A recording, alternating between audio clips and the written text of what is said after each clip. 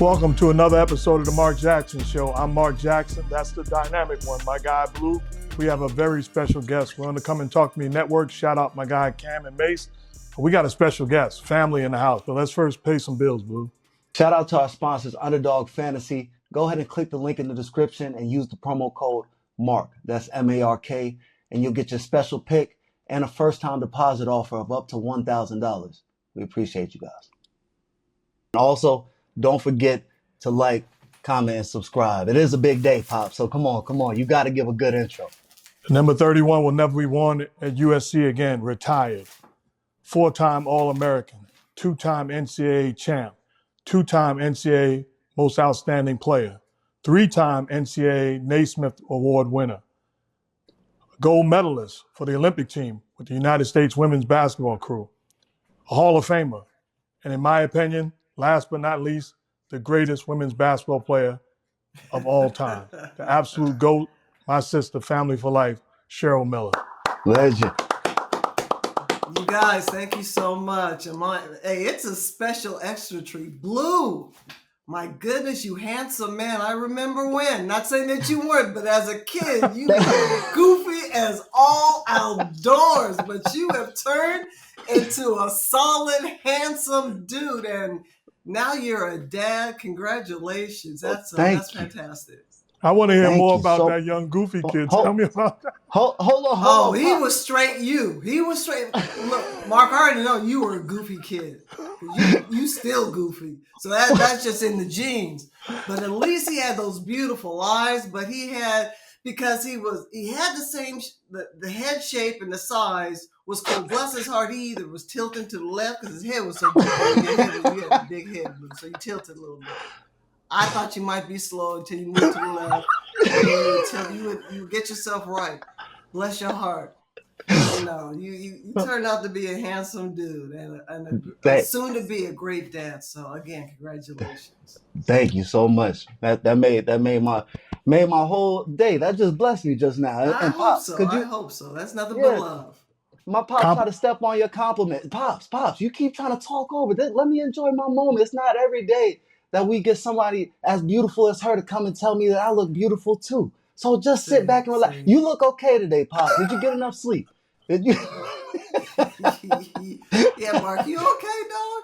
Oh my goodness. You look like you're pondering a lot up here. I mean, it always looks a lot up here, but you look like you might be thinking, what's on your mind, my man? The biggest question I have, the most important question throughout this whole interview, has been an argument going on for 30 plus years.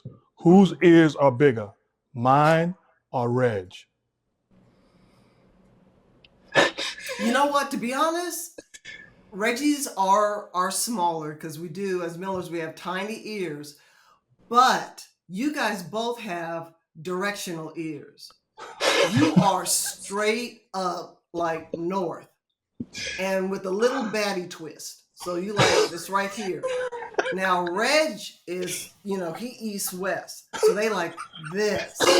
So y'all just directional ears. But he has a smaller ears, but proportionately, yeah, you north-south. I think we should stick with that. I agree. North-south. That makes no close, sense. but it's just different. Makes a whole lot of sense. I don't need you to elaborate anymore on that question. Scratch it. But how you doing, sis? I have no complaints. I am living the dream right now. Just, not to get preachy or anything, but just sitting back and letting God direct where I'm going to go next. And it's been fun.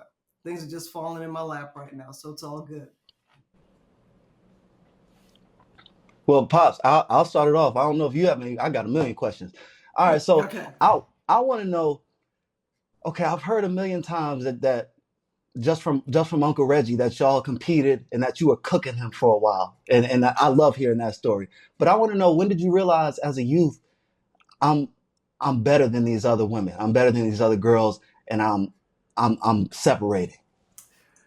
What separated me from the very beginning, and I don't know if it was just design, growing up in, got it. It's design, it's a celebration. Design, talk about design and bam. Growing up with brothers, growing up in a neighborhood where I was basically the only female, certainly the only girl that enjoyed sports. And that was a challenge. Playing against Saul Jr. and Daryl, my two older brothers, and Reggie. It was competition every day, whether it was basketball, whether it was football, whether it was baseball, Monopoly, spades, Uno, a fight could break out, skateboarding, anything. It was ultra competitive. So there weren't a lot of girls for me to kind of compare myself to, or who shared the same interests. So it was, I'd say, Blue, it was 7 or 8 that I knew I was different because I could keep up with the boys. I was better than a lot of the boys. I enjoyed the competition against the boys, and that's where I sharpened my teeth. I saw an interview where you talked about Daryl and Saul did not let you play. That basically you had to wait till it was a loose ball all the way down off the court where they allowed you to go get it, and you would work on your handle bringing it back to them. Well, see, in New York, you guys called it like a stoop. But, in Riverside, we called it a porch. It was a porch. So Reggie and I would sit on the porch while Saul Jr. and their buddies would start playing and whatnot. And if the ball went out of bounds, which was over the bushes and stuff like that, we would take turns of running, jumping over, grabbing the ball, jumping over, dribbling, and then it was a layup, and then passing the ball out. And so that's how we were introduced to the game of basketball, was watching them play. And so when their friends would go home, eventually we would pair up. And I was always teamed up against Saul Jr. And Saul Jr. and I teamed up against Daryl and Reggie. And we were cooking them then. We were baking them. It was baking. What's wrong with y'all? Y'all go sit down. Go sit down. Go on. Go on. Anyway, sorry about that, guys. You good. No, you good. So I want to know, what do you think right now? Of course, we can get to specific players, but overall, I see I'm reading your shirt, Equality in Women's Sports. The WNBA and even college women's basketball has just blown up recently. Huge. What do you think of this new, it's always been, women have always had game, but just this newfound infatuation with it? You guys know, it's exposure. Mark, there have been ballers since the ball was first rolled out for girls and for women. So once that exposure, and it started, 84, we kind of whet everybody's appetite. At SC, we were known as, we were like the Lakers. We were the Lakers' baby sisters. We were running gun. We were Showtime. And so that introduced it. And there was, and then you had Cheryl Swoops. Then you had the 96 Olympics. That's when it really blew up. Then you had the introduction. We had 2 professional leagues after the 96 Olympics. And then once they merged, or pretty much the WNBA took over, that's when things started. And then, of course, you roll it back for the last, Caitlin Clark and Angel Reese, and just that rivalry, and that narrative that floated out there was great for women's basketball. And then, of course, and then you look at just where it is now, and just the rights and the bidding war, and how, and the WNBA had certainly has done a great job with their marquee players and promoting them. But it's like everything, guys. It's once something gets in the crawl or in the mainstream, especially, and then, social media took off, with college basketball, and that's where we're at right now. And we're going to continue to get better and grow. And one thing to piggyback off of that, I see people so often talk about how improved the game is and how incredible these women are. Mm-hmm. I say that I look at it to a certain extent as a disservice to people like you and people that came well before today's game. They were skilled. They were incredible. The spotlight is now enhanced, and give these women credit. They have certainly elevated the game. But there are some truly, truly great players that could play today that played yesterday. And you know what? And I love the way that you said piggyback, because in no way, shape, or form am I not appreciative of where the game is at and the exposure, because we get exposure. Um, Everybody forgot Lynette Woodard until Caitlin Clark broke her scoring record. Or it's things like that. So it's not. I don't think players like myself and Ann Myers, Nancy Lieberman, Ann Donovan, you know, rest in peace. And I could go on. Teresa Edwards, Katrina McLean, Lisa Leslie, Cynthia Cooper. I mean, you're talking about someone that deserves all of her flowers and then some. So it's a long line and long history of great players, but people need to remember when I played and before me, there was no 3-point line. So had there been a 3-point line, who's to say where that record would be? Yeah. Well, let me ask you. Early in the season, Caitlin Clark took a shot. I know Cheryl Miller. I know not just the Cheryl Miller that played in between those lines, but I know the edge and the competitive drive. What happened if you're a young rookie and somebody hits you with a shot in the middle of a ball game? How do you handle it?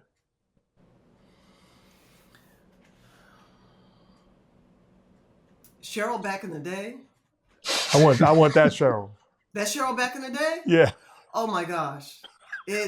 And see, again, the Cheryl back in the day grew up with brothers. So I didn't fight like this. I was like an Ali.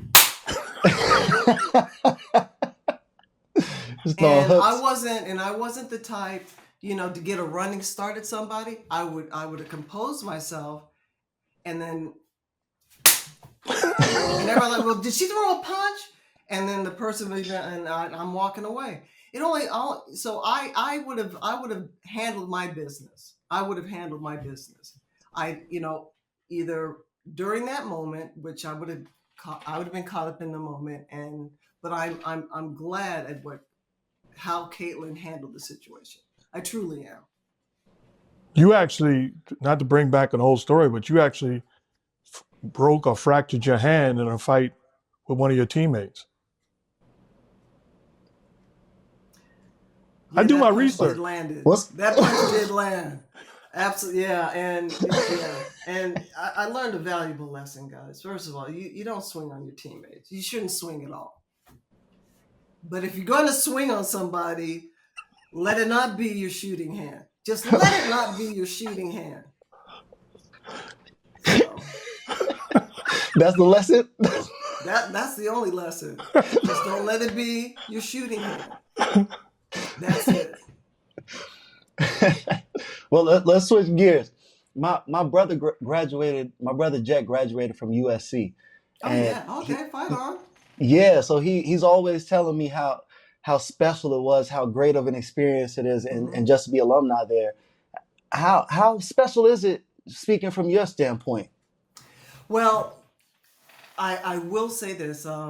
Coach Gottlieb, Lindsay Gottlieb, who's the women's head coach, and Beth Burns, who's the assistant, or I should say co-head coach with her, have done such a wonderful job of reaching back out to all of us, the former players, and not just myself, but before and a little bit after. So this last year, watching that team and being a part of it was so great. It wasn't the newsletter that I used to pick up the dog stuff, because there was such a great disconnect. I'm not going to lie.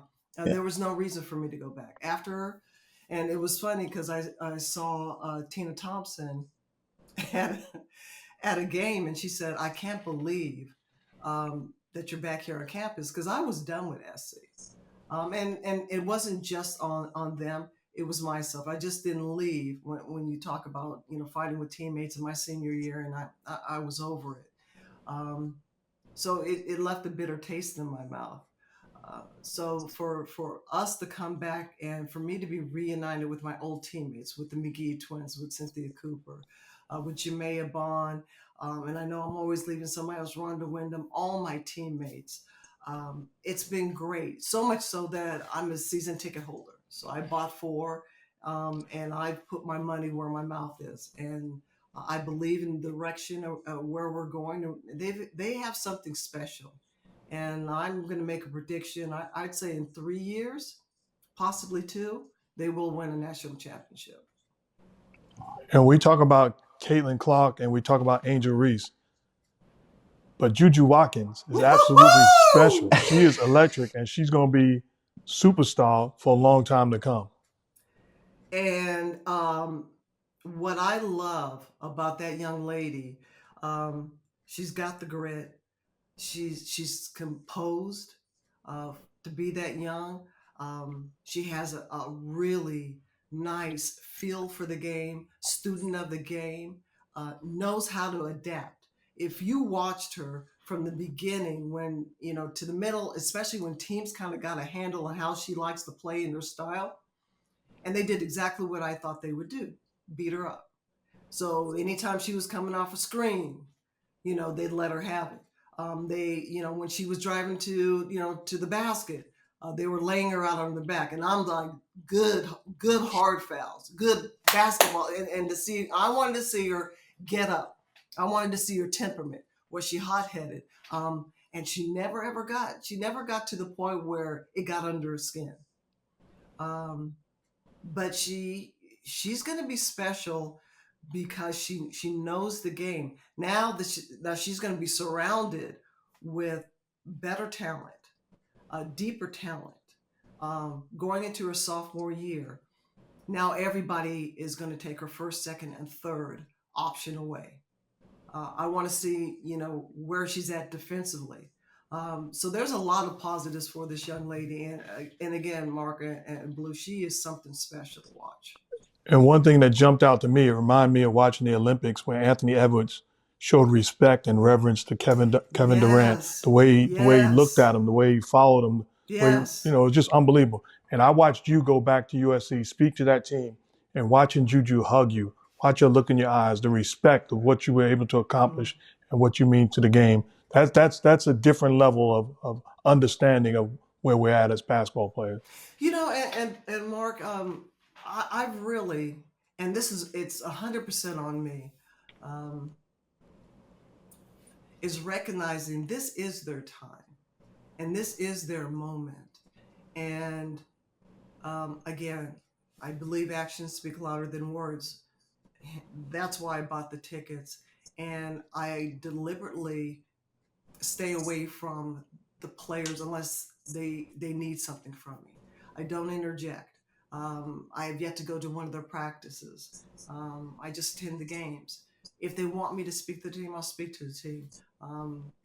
But if they ask me, I normally come with 5 or 6 or other of my players, my teammates, and let them speak. And then I just do this. I concur. So they have a voice, so they know.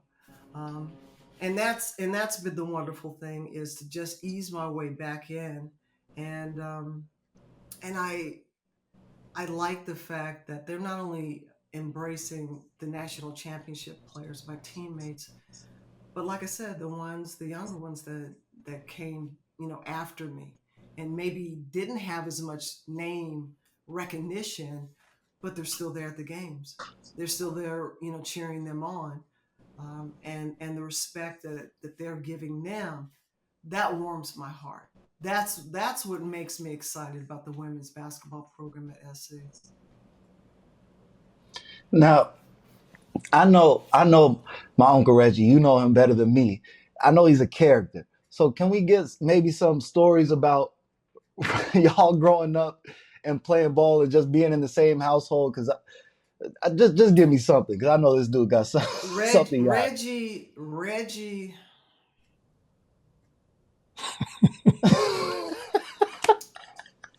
You got to understand Reggie. Reggie was kind of like, growing up, he was the runt of the family. He was smaller, tinier than everybody. He had every element that a child could have. As a baby, his knees were out, so he had those pronated knees, and they had to, wear the cast. He was a baby. Oh, baby. So he got picked on in the family. So Reggie naturally grew up with a huge chip on his shoulder, super competitive, hated to be beaten, didn't take it very well. There were times where, and I thought I didn't mean to talk a lot, but I guess I did. So I would hand it to him and dish it to him, and we had to be 8. Yeah, I was about 8, maybe 9, and we were playing, and I was knocking it east, north, west, and then, he couldn't get it, and every time I was like, "Come on, just bring it in there, bam, hit it," and start laughing at him. And he's like, "Well, and I'm gonna," and he would try to drill, and I'd snatch it. I just, "Give me that cookie." And then, lay it up and, slap, the garage, which was the backboard, tap it and stuff. And he snapped one day, and the closest thing he saw was my skateboard. And I remember him running around the block, and I'm laughing because he's trying to hit me with the skateboard. So he's chasing me all the way around the block, screaming at me. And I'm laughing, and I'm rocking, and it's a block. And he's holding this, and I'm looking behind him. He chased me the whole block. I had to run indoors, close the front door. Mom had to calm him down. But that's how competitive he was. Now, I'm to blame for the chip. Basal Jr. and Daryl contributed. But that was how Reggie was. But then there's something changed in him where he was a crybaby. Like I said, he was a crybaby. But around junior high, his freshman year, something changed where he got quiet. And there was always something brewing behind the eyes. And then, of course, the A-whippings went on throughout his childhood. I can't say I laid off. I handed it to him, and then it was my freshman year in college, and I noticed Reggie was getting a little taller, and then he's like 6'4", and he had about a couple of inches on me, and it's no big deal. And I came home for Christmas break. He was sleeping in bed, and I said, "Hey man, come on." I hit him, let's go play one. And we're going downstairs, and I turn around, and he's right behind me, and I look up, and I'm, thinking he's still on the stair. And this Mitch is 6'7". I'm like, what the? And I'm not trying to curse or anything, but I'm like, well, okay, it's no big deal. So we got a little size, so I'm looking at him, and he's kind of filled out, and his shoulders are broad, and I'm like, all right. So he's warming up, and I'm shooting, and he's standing, on the court, but he's not on the court. He's in Mom's, garden, and then there's the fence. Here's the fence, and then there's Reggie right like a step in front of the fence, and he's just shooting it. So now I'm starting to get a little nervous. I said, all right. So, roll the ball up, and then he goes and tries to get past me, and I'm right there. And I said, come on, God. Come on, Red. Come on, baby. This is SC talking. This is SC talking, partner. So he gets past me, and then he does a step back, and I'm able to get to it and, kind of touch it. And I was like, okay, so I still got this.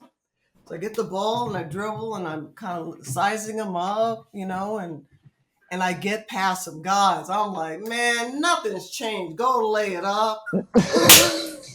And he pins it. And pins it. He didn't. He caught it. And I'm past him, and I'm looking up, and he's still there. And I just remember I was in the kitchen sitting down with Mom. I don't remember leaving the court. I just was inside with my mom asking for what was for dinner. And I never, ever played Reggie one-on-one. That's a true story.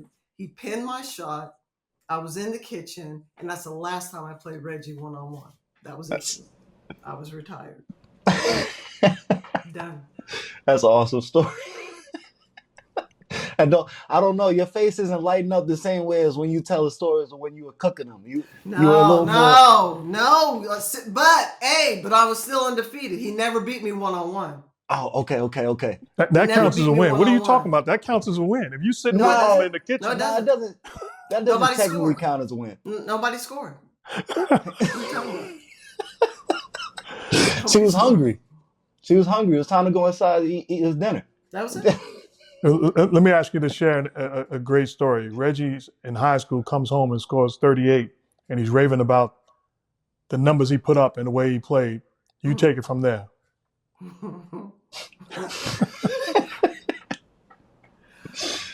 Reggie's at home, and he comes home. He's like, Cheryl, guess what? I said, what? He goes, I had my best game.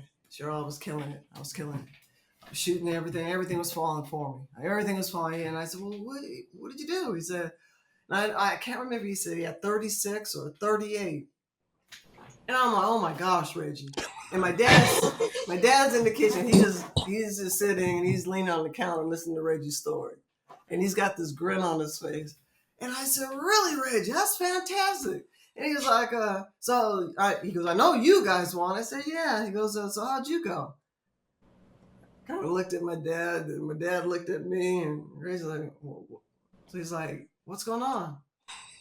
And my dad goes, well, Reggie, your sister, whew, she put it on. She put it on. And he's like, well, okay, so what? She had more than like 40 or 50? Because I had scored like 50 before, and I had a couple games in 60. And he's like, Dean, what'd you do? I said, he's like, more than 50? He goes, okay, 60? And I was like, and I started feeling bad, but it was tickling me inside. I was like, because I wanted him to count, guys. He's gonna have to get to the number. Because I wasn't gonna tell him. So my mom is coming downstairs to hear this whole thing. And he's like, 70? He's like, it wasn't 80. He goes, how many did you score? How many did you score? I said 105. And he's like, Mom, I can't win. And we were, no, I didn't. I didn't feel bad. And you know what? I didn't have the heart to tell him I didn't play the last 2 minutes of the game. Can you imagine? What could you have ended with? Honestly? Yes. Easy. Last 2 minutes, 125, 130. Oh, she was tortured. No doubt. Oh, that's crazy. Guys, and that's without the 3-point line. Yeah, that's a problem. Now, you got to be extremely proud when you see that crybaby little brother put on clinics night in and night out as a professional basketball player and then end up in the Hall of Fame with you. I will say this because, I would go to watch him at UCLA at his games and obviously when he came on campus. And I knew that, I talked about that chip. I didn't realize how serious and what a student of the game Reggie was. And how he was fine-tuning and honing his skill. And by the time senior year rolled around, I knew he was good. I thought he would be serviceable in the NBA. I never dreamed that he would be that assassin like ball player, and with that killer instinct, with that, and Mark, you know this. I don't know where that comes from. I don't think you're born with it.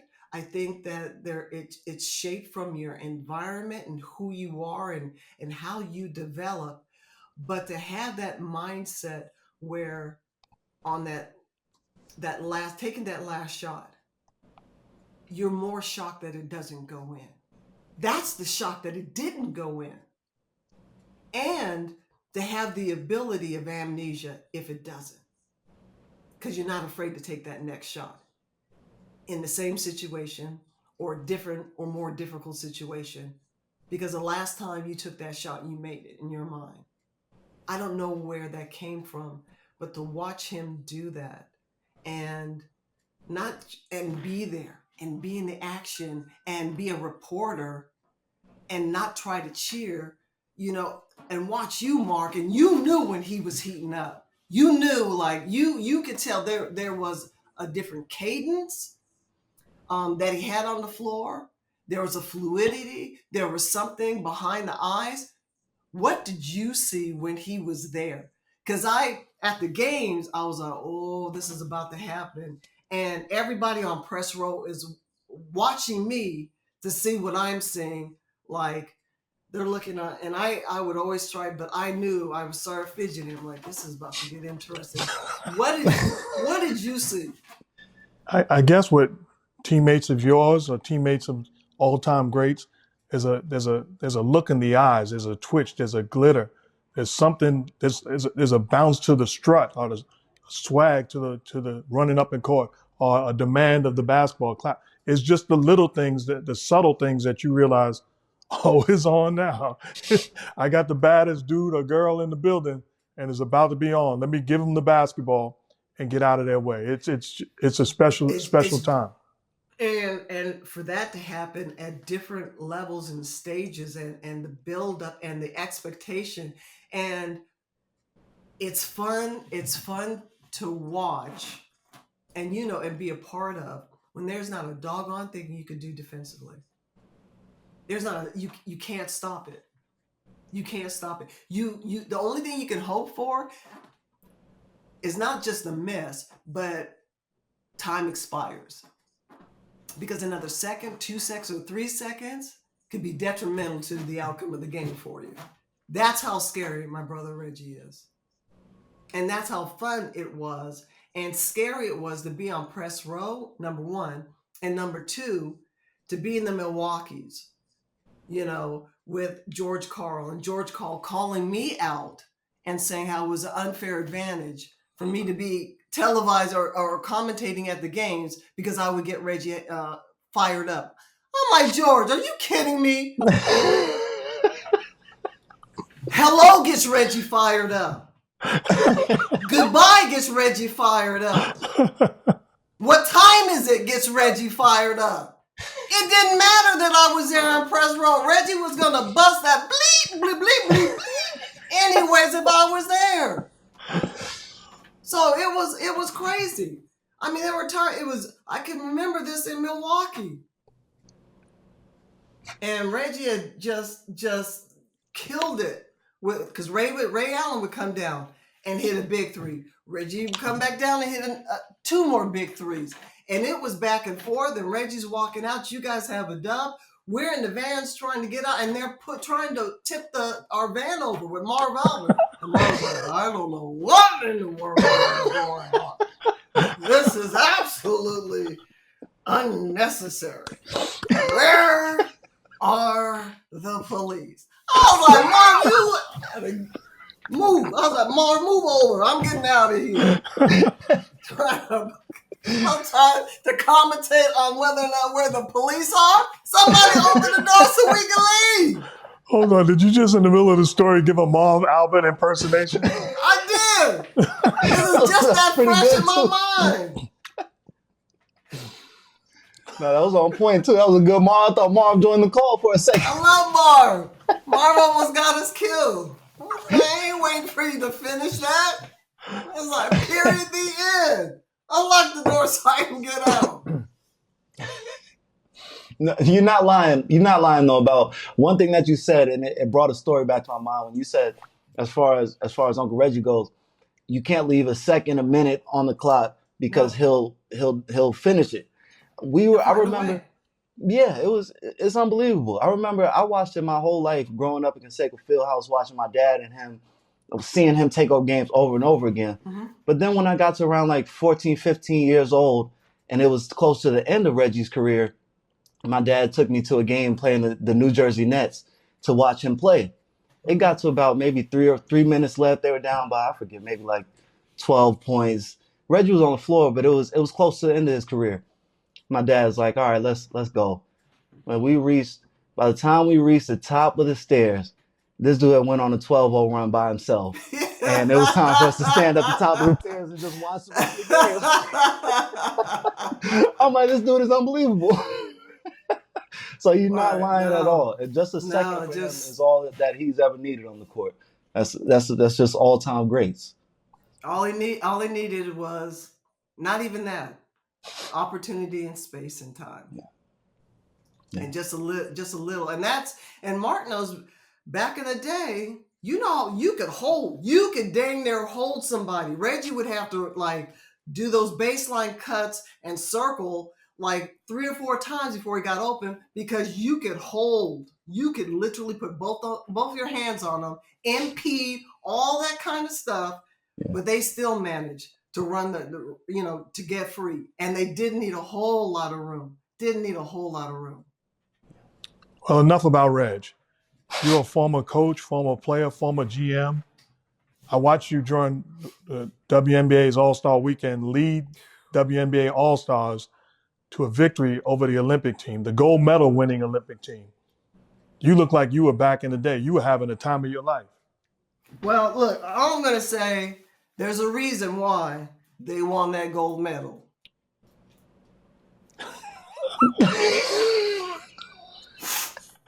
We got them ready.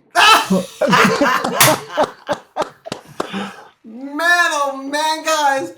Look, let me tell you about the team I coached. And it was the funnest bunch of players, great players. But Jonquel Jones straight up came up to me. Now, she's 6'12", and you can't miss her. And she had one of those big smiles. She's like, Coach, they talking all this stuff. And all I did was roll out the ball and add and give it a little flavor. I just simply said, look, do you guys want to win this? I don't know. They're just basically looking at this as a warm-up game and lead. And that was all I had to say. That's all I had to say. And I was very fortunate. A couple days before I got there, I did my research and homework on my players. I spoke to Steve Smith, my cousin. He got me up to speed. He works with the Sparks. He coaches with the Sparks. So I got all the terminology and lingo. That's all I needed. The moves are still the same. Terminology is different. But the outcome is very simple. And get that dog! That's all I was drawing up in the line. Get that dog! Get that attitude. Get that look. That's all I did. And look, I did the right thing in the first half, guys. You want everybody to have their turn and playing, and it's all-star and everything else. But if you want, they only had to say that once to me. And at halftime, A.REESE, oh my gosh, this kid was 0 for 80. But again, she's a shooter, she's a scorer. And I said, A.REESE, just do me a favor.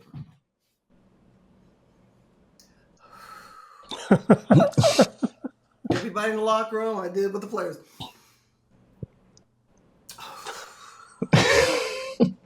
And that kid went nuts in the second half. Went absolutely nuts. Couple timeouts with Caitlin. I said, you guys, I don't care how you feel about her. You want to score? Run.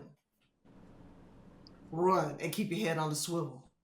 Because I knew that kid could pass. I didn't know she was that good. I was curious to see how she would be around, great players. And she showed up and showed out. And Angel Reese, guys, I don't know how she does it. She doesn't jump out the gym. She's not like your 6'6", 6'5", which gives her a height advantage, a length advantage. So it has to be here. it has to be here because I've never seen someone offensively rebound better than her. Better than her. And she reminds me of that mentality of Dennis Rodman. Anything around the rim, loose around there, she gonna get. She gonna find a way. She just, and they used to call it, he has a nose for the ball. No, it's just something in them that every loose ball, they gonna find a way. Runs the floor, great hands, understanding. Those two being on the floor shattered whatever narrative people were trying to push.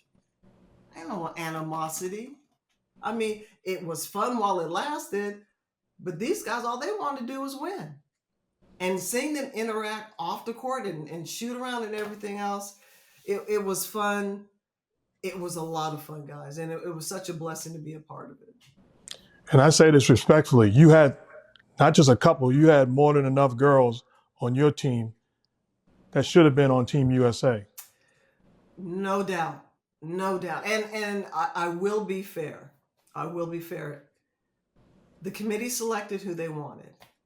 And I get that.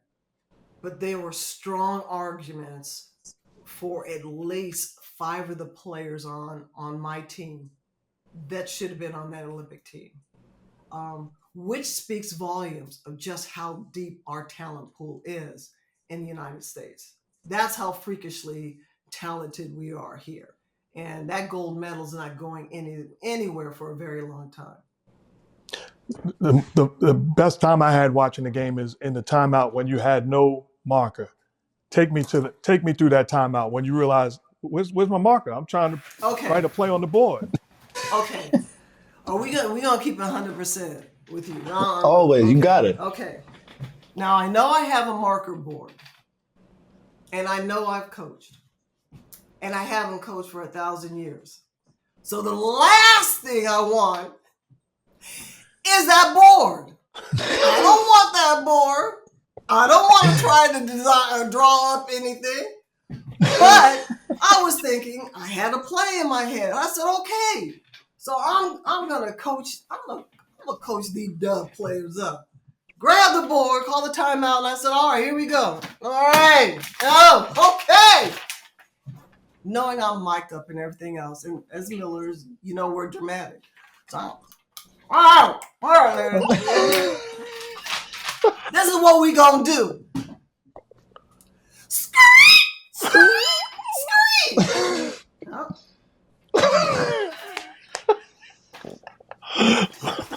So I throw it down. I'm like, okay. And the camera's right here, so I'm like, Cheryl, just go old school. All right, Ricky, I need you here. Neka over here. Hey, Caitlin, just come off the screen. De'Erica's gonna say the screen. Okay, Zipper, I know, elevator, escalator. Anyway, she's setting the screen. I just need you to roll out here. Okay, make that pass, and then somebody shoot. We got it? All right. Break. So that was planned out. It was a conspiracy. I was going to say it was racial, like Martin Lawrence used to say, racial. But it was a conspiracy. We still got a shot up, baby. We still scored. You did. We still scored. And the W. We got that dub. We got that dub. Man. And I could hear, I could hear DT like yelling at the end of the bench. I can't repeat what she said, but she was hot. That was a long ride to London. That's all I got to say after that game. It was a long flight. It was all good. It's all good. We won the gold. So we spoke a little bit earlier about how the game back in the day used to be a lot more physical, where people were pulling and a lot more was just allowed. What changes have you seen as far as the women's game? Pound for pound, when I played, and it's all generational. When Ann Myers and Nancy Lieberman played, that next 10 years, the players were taller, faster, started playing multiple positions. Then the generation next, there were teams that were not loaded, but you had 1 to 2 players around and across the country. And then by the time 96 and onward, man, there was a baddie on every team. There was 2 or 3 baddies in every conference.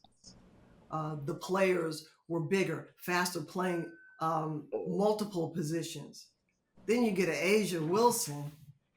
My goodness, that's a bad woman.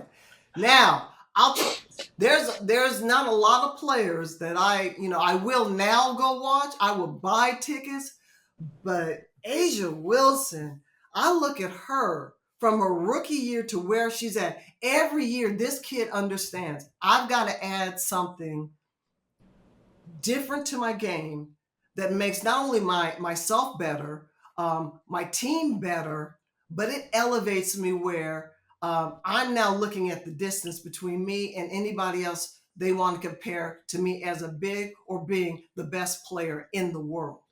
Not in the dub, in the world.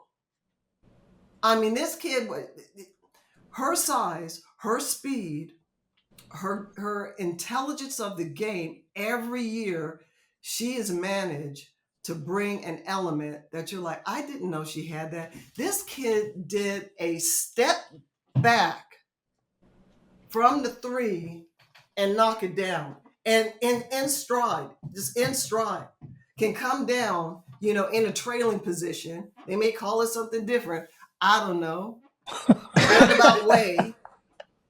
Tailgating. I don't know what they use now, but she's following the play, but she's in the trail position and can bring the ball up, snatch it, dribble it down, initiate the offense. But that step back 3 and without hesitation and is backpedaling like a guard. That's crazy to me. And she's fun to watch. Absolutely fun to watch. Stewie. Their bigs now are doing special things. Whereas when I played, there were less than a handful of my size forwards, combo guards that could play multiple positions and had a multiple skill set. You think about it, you bring up a great point. I forgot the woman's name, the big Russian, the 7'2" Russian lady. Uliana Simonova? Think about her trying to defend Asia Wilson or Breanna Stewart. They're all centers. Cooked.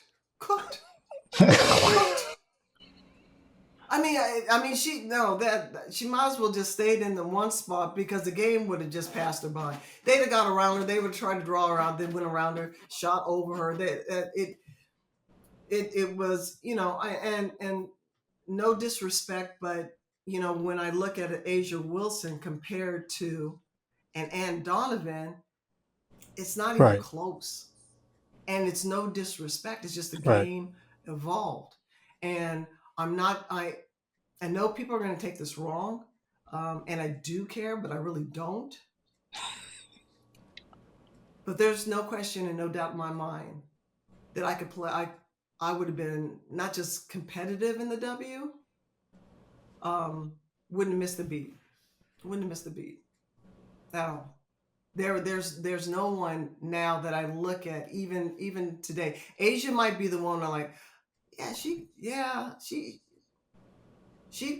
get hers, but God, I would always make sure I got 10 more than she did, or she wouldn't get hers. I mean, I wasn't just a scorer. I feel very comfortable that I could guard Asia and make it very difficult. That's not disrespect. I mean, that's the truth. And we're not saying that everybody in your era game could translate to today. That certainly is not the case, just like in my era. But there are certain special talents that you put them in any point in the history of the game, and they're going to do their damage. And you're certainly one of those because, like I said, you're the absolute GOAT. My question to you is, and this is a tough question, give me your all-time starting 5 women's basketball. I love that. I love that stare and that just for dramatic impact. The way you just. That's tough. That's tough. That's not an easy question. No, and 100. I'll make it easier. Take you out of it, excluding the GOAT, Cheryl Miller. Give me your starting five. Of all time? Is there echo now on the Mark Jackson show? No, it's not an echo. It's crickets. Straight crickets. I ain't got nothing. I don't have the answer for that because again, it's the speed. It's like I know who I played with. I know like and we don't talk about because she's a tremendous coach. I think about Kim Mulkey, and you know that fierce competitor, a floor general. But then I look at DT. She's the same thing, but bigger size, could shoot, and could do different things. So I would not be able. I cannot answer that question honestly. I have no idea who my five would be or who my Mount Rushmore would be at all. Okay, let me ask you a different question. Who wins, the Dream Team, or this year's gold medal winning men's basketball team? You're talking about men? All in their prime, the men's. Okay, as constituted where they are at that time of their careers, the Dream Team and this team. No, are you talking about the that's Dream how Team? you gotta No, do are you it. talking about the Dream Team in their prime? Yes. Because Larry That's Bird, cheating. Yes, that's my question. he was on the kind of the tail end. A lot of those players were on the tail end. Thank you. Cheryl Dean, my question is all in their prime. Both All in teams. their prime? Yes. All in their prime? Oh, Yes. the Dream Team in their prime. That's not fair. But you can't say it, but you have to take it in the context of where they were at that moment in time. At that moment in time, that 92, at this, no, it's no, you gotta go with LeBron, who at the age of 65 is playing like a 25-year-old. It's uncanny. That young man at 65 is playing like a 45-year-old. It's crazy sick what he's doing. And you know, Kevin Durant, that I don't think he gets the due that he deserves. Yeah. And what he's accomplished, and oh my gosh, and Steph Curry, hold on. Get comfortable. That is the best. Steph Curry, and to see his emotion and what it meant. That was, you know, forget about, you know, who's the greatest team. I value how these guys reacted and their emotions and what the gold medal meant. I felt that. And I wasn't there in Paris, but I felt that. And I was there with the Dream Team. And it was, we were supposed to do this, you know? But I think this meant something to this Olympic team. That's what made it special. That's what really made it special for me. You rave about LeBron doing what he's doing at 65 years old. Yes. Who is the greatest basketball player of all What's time? up with all the LeBron shots? What's up with the pops? I don't need you joining in on it too. What's going on? No, that's clearly. But I'm what saying he's doing LeBron is a freak of. Are you kidding me? No, I'm playing. His when he was younger, his downhill was frightening. His downhill maybe not is not as vicious, but it's still scary. It's still scary. Scarier than what anybody else has, but you were still frightened with him going downhill on you. There's no answer for it. None. And now he has all this wisdom. And I mean, that just makes him, that makes him special. And are we going to say that, I mean, is that the next question? Is he the greatest? I'm asking you, who is the greatest basketball player you've ever seen?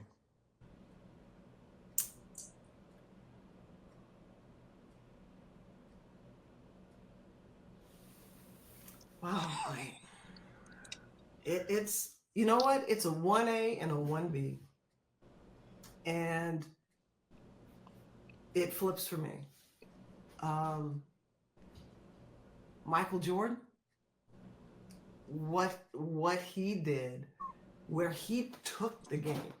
Like, there is LeBron. LeBron was, okay, the game is, Michael Jordan was like it was obvious. There was a game, and then there was Mike. And LeBron, you know, LeBron's going to take some time, high school and everything else, and then he got it. But Mike was, and look, Mike had to be surrounded because Mike took his lumps early on, and then he realized, I got to get stronger. You know, I got to learn how to absorb the contact and avoid the contact. And then they did the right thing, getting Scottie Pippen. They got these other, you know, other players around them, and then they were off to the races. So it's a sentimental favorite, you know, it's definitely Mike. But LeBron was that freak of nature, which I just, and it's beyond generational, what he physically did to that position. Michael was like, Michael, you say, oh, he's a great athlete, but LeBron was like, how do you deal with somebody who's, you know, a linebacker and then some, and can jump out the gym? It's unfair. It's unfair. I've seen him in his prime take two guys, and it's going to grow. I remember LeBron, and there were 9 guys on him, and the team almost got a technical, and then the officials jumped on to stop it, and then he took it, and he still 360'd on him. That's what's going to happen with LeBron. Yeah. Absolutely. Yeah. So, Blue, who would you say the best player? You know, I got to say, to me, the greatest. To me, I have to say LeBron. As much as I do love Michael Jordan and I do respect, if it was one single game, I'm probably going to pick Michael Jordan. But as far as looking at his whole career, it's hard to just wipe away everything that LeBron has brought to the game of basketball, on top of just his raw talent and abilities as a player. You brought up a really good point that a lot of people don't realize. After Chicago, that was pretty much, and that I don't mean that in a bad way, but after Chicago, but LeBron, he bounced around. I mean, who does that? Who leaves Cleveland, bounces down, takes heat, you know, the first they don't win it, but wins in Miami, and then decides to take his talents back to Cleveland and then win a title and then deuces and then bounce to LA and then win a title. Yeah. Mike, love him. Chicago is crickets. So with that being added, Blue, it's a strong argument for LeBron. Yeah. Let me piggyback that too, because I'm sure you got an answer for this one. Maybe his greatest feat will be playing in uniform with his son. Can you imagine that?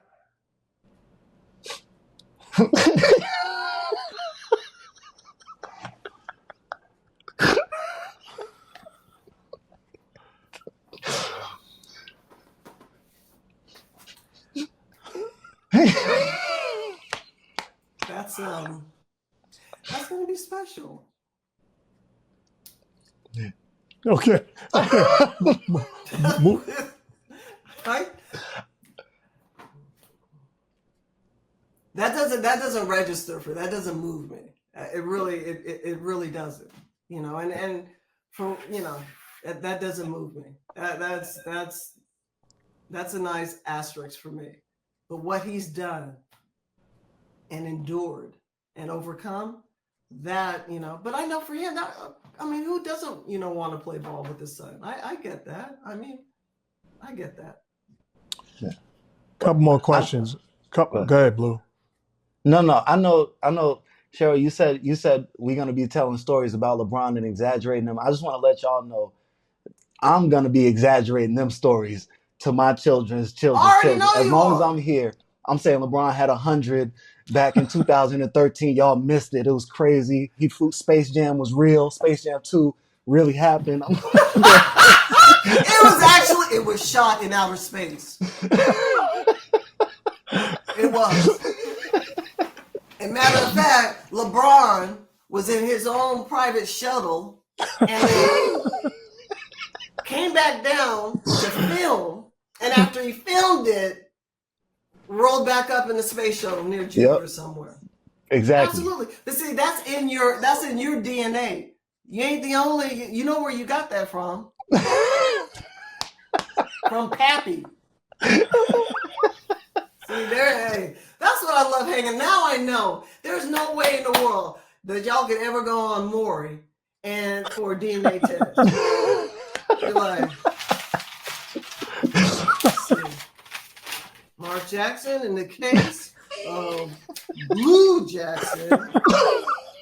Mark, you are the father. Y'all, oh my God. Y'all are so similar. That's awesome. That's hilarious. Let me ask you. You have so much energy and so much to bring to the game.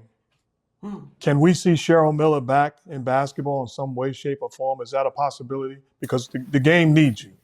Oh, I don't know if the game needs me. It would take a very special situation for me to, you know, to coach, certainly. But I'm open. I just don't know what that would be and what that would look like. And you know, I'm open to get back into broadcasting, but I don't know who has the NBA now. It's been broken up to how many different pieces? Who has it? Everybody got a piece right now. Well, to your credit, you are the first woman to do it. To your credit. To do call games. Are you sure about that? Because I thought Ann Myers did some things. I know I was following in her footsteps for a long time. I don't remember Ann calling NBA games, so if I'm wrong, I'm wrong. But I believe you're the first to do it. Well, there you have it. And let me ask you one last question. I see the shirt, and I'd be remiss not to mention it.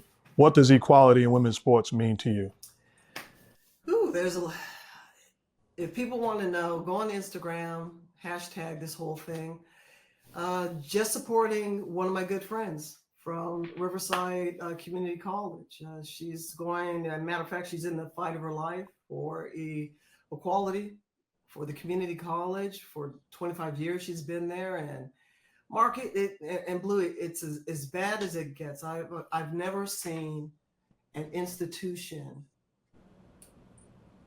that is so corrupt from the roots down. And back in the day, we would just simply call them just can't get right. Just can't get right. Won't get right. And so she's filed a lawsuit, and I think things are moving in a direction where it's going to burst. But I think she's going to be in a situation where when you have to fight just for the basics, for time in the weight room, it's ridiculous to me. It's ridiculous that the men's basketball team would put themselves in a position to harass the women. To, you know, they're in the middle of practice and the ball's being thrown against the door, trying to signal them to get out earlier than they need to. The men's football team walking in while they're lifting weights and removing weights while they're doing that. It's the lack of support. and of women's and recognition of women's sports that she's fighting for. She may not see the results of it like a lot of people who are first, but that's what I'm a part of. And eventually, guys, I'm working on starting my own foundation, the Cheryl Miller Foundation, Equality in Women's Sports. And I want to help the women's game from the roots, from the high school teams that are struggling with their budgets for shoes, basketballs, racks, coaches who want to take their teams and travel, but they don't have the means or the funds. So that's what I'm endeavoring, and it's in its infancy, and I'm still trying to figure out the direction, but that's certainly what I want to do. And thank you for asking, Mark, that and Blue. That's very kind of you guys. I appreciate it. Absolutely. Well, we at the Mark Jackson Show, Blue and myself, we are certainly in support, and we believe in equality in women's sports, and nothing but love and appreciation for you and all you do, and we're here for you. Thank you. Absolutely. Shout out to our sponsors, Underdog Fantasy. Go ahead and click the link in the description and use the promo code MARK. That's M-A-R-K, and you'll get your special pick and a first-time deposit offer of up to $1,000. We appreciate you guys. That's a wrap for this episode of the Mark Jackson Show. I'm Mark Jackson. That's my guy, Blue. And we thank the great, the GOAT, the greatest women's basketball player of all time, the legend, my sister, Cheryl Miller. Hey, you guys, contribute to this and other, contribute to these guys. Let them pay them bills. Love you, sis. That was awesome. Thank you so much. That was awesome. My pleasure, guys. Thank you for allowing me to act a fool. What up, y'all? I want to take a second to shout out our new merchandise. You can see it on my pops right now. The hand down, man down merchandise is here. Go ahead and go to thatman.store and check it out. That's thatman.store.